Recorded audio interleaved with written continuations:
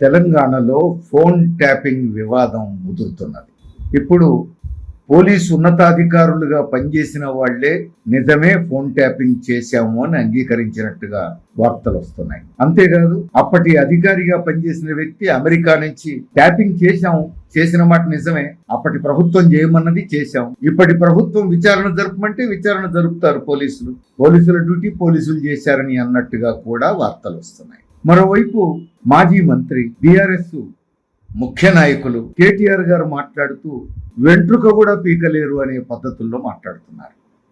పోలీసులు చేస్తే చేసి ఉండొచ్చు, 1-2 ఫోన్ ట్యాపింగ్లు చేసి ఉండొచ్చు అని కూడా మాట్లాడుతున్నారు. దీని అర్థం ఏంటి? చట్ట ప్రకారం ఫోన్ ట్యాపింగ్ చేయాలి అంటే కేంద్ర ప్రభుత్వం నుంచి అనుమతి ఉండాలి, కేంద్ర హోంశాఖ నుంచి అనుమతి ఉండాలి. దేశ భద్రతకే ముప్పు కలిగించే వాళ్ళు అని చెప్పేసి సమాచారం ఉన్నప్పుడు అలాంటి అనుమతి కోరతారు. కేంద్రం హోంశాఖ అలాంటి అనుమతినిస్తే ఆ అనుమతి ప్రాతిపదిక మీద ఫోన్ ట్యాపింగ్ చేస్తారు. ఇప్పుడు కేంద్ర ప్రభుత్వం నుంచి హోంశాఖ నుంచి మేము అలాంటి అనుమతిని ఇవ్వలేదని గాని రాష్ట్ర ప్రభుత్వం అనుమతి అడగలేదని గాని ఎవరు మాట్లాడట్లేదు, సైలెంట్ గా ఉన్నారు. అంటే ఈ ఫోన్ ట్యాపింగ్ వ్యవహారం కేంద్ర ప్రభుత్వానికి కూడా తెలిసే జరిగిందా, కేంద్ర హోంశాఖకు తెలిసే జరిగిందా? ఇప్పుడు ఇలాంటి అనుమానాలకు అవకాశం వస్తుంది. మరో విషయం, 1-2 సందర్భాల్లో చేసి ఉండొచ్చు అంటున్నారు. అంత క్యాజువల్ గా ఎట్లా కొట్టేస్తారు? ఫోన్ ట్యాపింగ్ చేశారు అని అంటే ఇప్పుడు ఫోన్ ట్యాపింగ్ జరిగింది మరి దేశ భద్రతకు ముప్పు తెచ్చేటువంటి టెర్రరిస్టుల గురించి కాదు, ఇది రాజకీయ నాయకుల ఫోన్ ట్యాపింగ్ జరిగింది అని చెప్పేసి అంటున్నారు. సాక్షాత్తు ఇప్పుడు ముఖ్యమంత్రి అయినటువంటి వ్యక్తి అప్పుడు ప్రతిపక్ష నాయకుడిగా ఉన్నప్పుడు ఆయన ఫోనే ట్యాపింగ్ జరిగింది అంటున్నారు. మరి కేంద్రం అనుమతిస్తే ఇలాంటి ట్యాపింగ్లకు ఎట్లా అనుమతించింది అనే ప్రశ్న వస్తుంది. మరి కేంద్రం అనుమతించకపోయినా చేశారా? ఎట్లా చేస్తారు? ఈ సమస్య వస్తుంది. ప్రభాకర్ రావు గారు చెప్పిన దాని ప్రకారం అయితే గత ప్రభుత్వం చెప్పింది చేశాం, ఇప్పుడు ఈ ప్రభుత్వం చెప్తే విచారణ చేస్తారు అనేది అయితే మరి గత ప్రభుత్వంలో ముఖ్యమంత్రికి కూడా తెలియకుండా జరిగిందా? సాధ్యమా? అసలు జరగలేదు అనే మాట కేటీఆర్ గారు కూడా అనట్లేదు. జరిగితే జరిగి ఉండొచ్చు అంటున్నారు, వెంట్రుక కూడా పీకలేరు అంటున్నారు. ఎక్కడి నుంచి వచ్చింది ఈ ధైర్యం? 2 రకాలుగా ఉండొచ్చు. కేంద్రం అనుమతితోనే చేసి ఉంటే అప్పుడు కేంద్రం కూడా అనుమతించింది కదా, మమ్మల్ని ఏం చేస్తారనేటువంటి ధైర్యం కావచ్చు. కానీ కేంద్రం మరి రాజకీయ నాయకులు ఫోన్ ట్యాపింగ్ చేయమని కూడా అనుమతించిందా? తేలాలి. రెండో అంశం, అసలు కేంద్ర ప్రభుత్వమే పెగాసిస్ను ఉపయోగించి అనేక మంది గోప్యతకు భంగం కలిగిస్తున్నదని చెప్పేసి వార్తలు వచ్చినాయి. కేంద్రమే ఆ పని చేస్తుండగా మేం చేస్తే మమ్మల్ని అడిగేవాళ్ళు ఎవరు అనేటువంటి ఒక ధైర్యమా? మరి తేలాలి ఈ విషయాలు. ఖచ్చితంగా లోతైన విచారణ జరగాలి, వాస్తవాలు తేలాలి. ఆధునిక ప్రజాస్వామ్య దేశంలో ఉన్నాం అనుకుంటున్నాం మనం. మరి ప్రజాస్వామ్యం ఎటుపోతుంది? రాచరికాల నుంచి బయటపడి, ఫ్యూడల్ సమాజాల నుంచి బయటపడి ప్రజాస్వామ్యం వైపు వేగంగా పరుగులు తీస్తున్నాం అంటున్నారు. ప్రపంచంలో అతిపెద్ద ప్రజాస్వామ్య దేశం అంటున్నారు.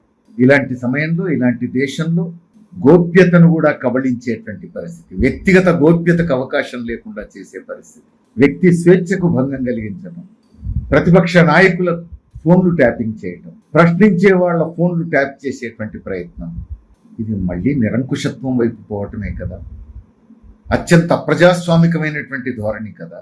అందుకని తెలంగాణ ప్రజలందరూ సీరియస్గా ఆలోచించాల్సిన విషయం. పౌర సమాజం దీన్నంతా ఆషామాషిగా తీసుకోకూడదు. దేశంలో ప్రజాస్వామ్యాన్ని కాపాడుకోవాలి, తెలంగాణలో ప్రజాస్వామ్యాన్ని కాపాడుకోవాలి. ప్రజాస్వామ్యం మీద జరిగేటువంటి ఏ దాడిని ప్రజలు అంగీకరించకూడదు. అందుకని రాష్ట్ర ప్రభుత్వం కూడా లోతైన విచారణ జరపాలి, వాస్తవాలను నిగ్గుదేల్చాలి, దోషులను ఖచ్చితంగా చట్టపరంగా శిక్షించాలి, ప్రజల ముందు వాస్తవాలు పెట్టాలి, పారదర్శకంగా ఉండాలి, తమ విచారణ వేగవంతంగా చేయాలి. తమ విచారణలో తేలినటువంటి అంశాలు, ప్రభుత్వం తీసుకునే చర్యలు కూడా అత్యంత ప్రజాస్వామ్యబద్ధంగా ప్రజల ముందు ఉంచాలి. నిబద్ధతతో జరగాలి ఈ విషయం. లేకపోతే ఫోన్ ట్యాపింగ్ అని ఇది సాధారణ ప్రజల్లో, ప్రజాస్వామ్య ప్రేమికుల్లో ఆందోళన కలిగించే విషయం. దేశం, రాష్ట్రం ఎటుపోతుంది అనేటువంటి ప్రశ్న. ఇక ప్రభుత్వాలను ప్రశ్నించే వాళ్లకు ప్రమాదం పొంచి ఉన్నది అని అంటే ఇక ప్రశ్నించకుండా ఎవరికి వాళ్ళు నోరు కుట్టేసుకొని కూర్చోవాలా? ప్రశ్నించే వాళ్ళని వెంటాడతారా? ఫోన్ ట్యాపింగ్ చేసి బ్లాక్మెయిల్ చేస్తారా? ఇది సమస్య. అంతేకాదు, ఒకసారి కొంతమంది పోలీసులకు ఫోన్ ట్యాపింగ్ చేయమనే బాధ్యత అప్పచెప్పిన తర్వాత ఫోన్ ట్యాపింగ్ చేయడానికి అవసరమైన పరికరాలు సమకూర్చి పెట్టిన తర్వాత ఇక పోలీసులు అంతవరకే పరిమితం కావాలని కూడా ఏం లేదు కదా. తాము వ్యక్తిగతంగా లాభపడడం కోసం కూడా కొంతమందిని బ్లాక్ మెయిల్ చేయడానికి కూడా వాటిని ఉపయోగించవచ్చు. ఆల్రెడీ చూస్తున్నాం మనం, ఎన్నికల బాండ్ల పేరుతో జరిగిన తతంగం అంతా చూస్తున్నాం మనం. కేంద్ర ప్రభుత్వం ఈడీని, ఐటీ అధికారులను, సిబిఐని తమ గుప్పిట్లో పెట్టుకొని కంపెనీల మీద దాడులు చేయించడం, వాళ్ళు ఎలక్టోరల్ బాండ్లు కొనుగోలు చేయగానే వదిలేసేయటం. సుమారు 41 మంది ఎలక్టోరల్ బాండ్స్ ఈ రూపంలోనే కొనుగోలు చేశారని చెప్పేసి మీడియాలో వచ్చినటువంటి వార్తలను బట్టి చూస్తే అర్థమవుతావు. మరి ఇక్కడ కూడా గత ప్రభుత్వం ఈ ఫోన్ ట్యాపింగ్లను ఉపయోగించి బ్లాక్ మెయిల్ చేసి ఆ రూపంలో నిధులు పోగేసిందా? అలాంటి సందేహాలు కూడా వస్తాయి సహజంగా. అందుకని ఏమైనా అనేక రూపాల్లో ప్రమాదాలు పొంచి ఉన్నటువంటి అంశం, దిగ్భ్రాంతికరమైనటువంటి అంశం. ఆషామాషిగా కొట్టేయాల్సినటువంటి విషయం కాదు. 4 రోజులు మీడియాలో చర్చించి వదిలేయాల్సిన విషయం కాదు. ప్రజలే కళ్ళు తెరవాలి. ఖచ్చితంగా ప్రజలు సీరియస్ గా తీసుకోవాలి. ప్రభుత్వం విచారణ జరపాలి, వాస్తవాలు నిగ్గు తేల్చి చట్టపరమైన చర్యలు తీసుకోవాలి. అన్ని ప్రజల ముందు పారదర్శకంగా పెట్టాలి. చూద్దాం ఆ చిత్తశుద్ధి ఏ మేరకు ప్రదర్శిస్తారు.